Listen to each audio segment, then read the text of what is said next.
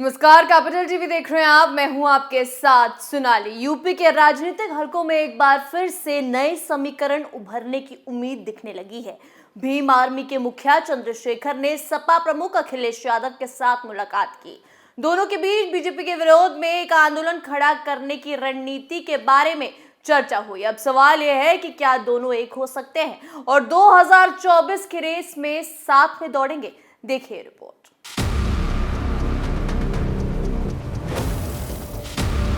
Azad Samaj party और भीम आदमी के अध्यक्ष चंद्रशेखर ने शनिवार को लखनऊ में सपा के अध्यक्ष अखिलेश यादव से मुलाकात की और दोनों नेताओं ने भाजपा की जन विरोधी नीतियों के खिलाफ भविष्य में एक आंदोलन खड़ा करने की रणनीति पर चर्चा की।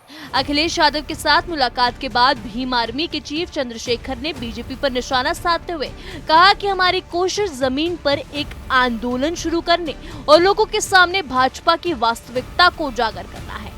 बैठक के दौरान इन सभी मुद्दों पर और जमीनी स्तर पर आंदोलन के बारे में चर्चा की गई। इंडियन एक्सप्रेस के एक खबर के मुताबिक चंद्रशेखर ने कहा कि भाजपा ने शहरी स्थानीय निकाय चुनाव के संबंध में ओबीसी समुदाय के साथ एक खेला खेला है।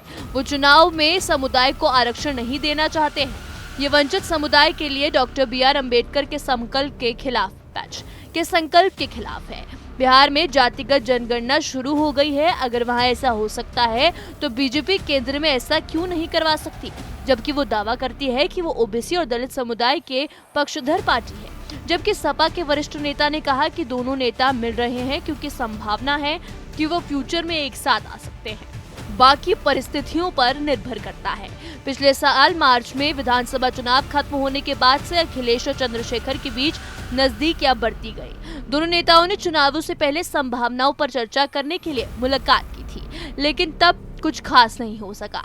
हालांकि चुनावों के बाद चंद्रशेखर ने कई मौकों पर सपा के सहयोगी RLD के अध्यक्ष जयंत सिंह के साथ मंच शेयर किया था। जयंत ने ही चंद्रशेखर को अखिलेश के करीब पहुंचाया।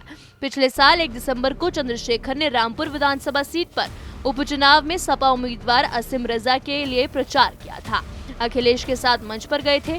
उन्होंने कहा था कि विपक्ष का एक साथ आना समय की मांग है। जबकि एक इंटरव्यू में RLD के प्रमुख जयंत चौधरी ने कहा था कि आजाद समाज पार्टी 2024 के लोकसभा चुनावों और 2027 के यूपी विधानसभा के चुनावों में सपा RLD गठबंधन का हिस्सा होगी।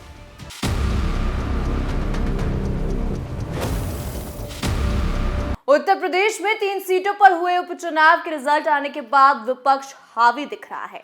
उपचुनाव के रिजल्ट ने एक बार समाजवादी पार्टी गठबंधन को नई ऊर्जा देने का काम किया है, तो दूसरी ओर बीजेपी में मंथन शुरू हो गया है। हालांकि इससे अलग उपचुनाव के रिजल्ट ने यूपी में सपा गठबंधन को और बड़ा आकार दिया है। लेकिन अब ये गठबंधन क्या आगे ऐसे ही चलेगा, ये सवाल काफी अहम है।